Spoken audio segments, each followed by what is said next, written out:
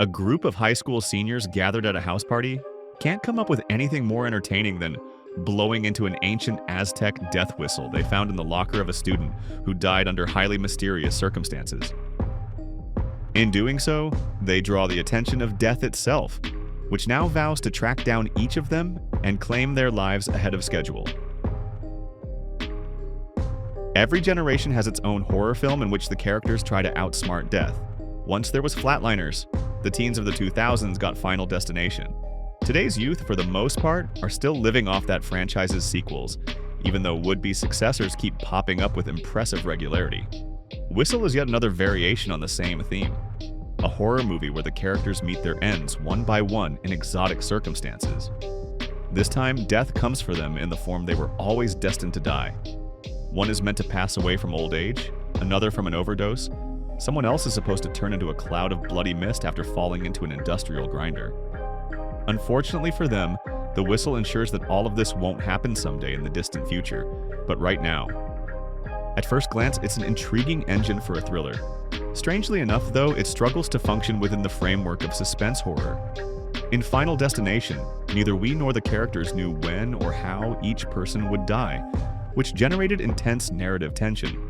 Would it be spilled oil, a loose screw, or an electrical short circuit that set off the fatal chain reaction? Because you didn't know, you watched every detail on screen with heightened attention. Whistle lacks that mechanism. Instead, at some point the character's death simply materialized beside them and only need to touch their intended victim. The result is a string of standard jump scares and brief chase sequences that don't generate much suspense. After all, if everything is predetermined, what's the point? At least the death scenes themselves are staged with a certain flair, especially a particularly memorable fatal car crash. Still, Whistle isn't just a forgettable horror flick built on an underdeveloped concept and heavy CGI, which accounts for most of the deaths.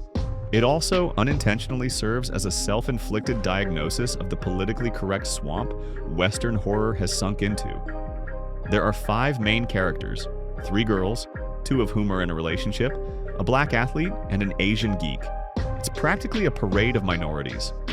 There is also one white male character, an overtly devout psycho sporting a massive cross on his chest who sells drugs to kids and reaches for a weapon in any given situation. This is how contemporary Western teen horror portrays society. This is the worldview it projects. And it doesn't stop at race, gender, or sexual orientation. Near the finale, the main heroine persuades one of the guys not to pass the curse on to someone else because it's wrong. He immediately dies as a result. Meanwhile, she continues trying to survive herself. There's something distasteful, duplicitous, fundamentally off about this proclaimed moral nobility at someone else's expense.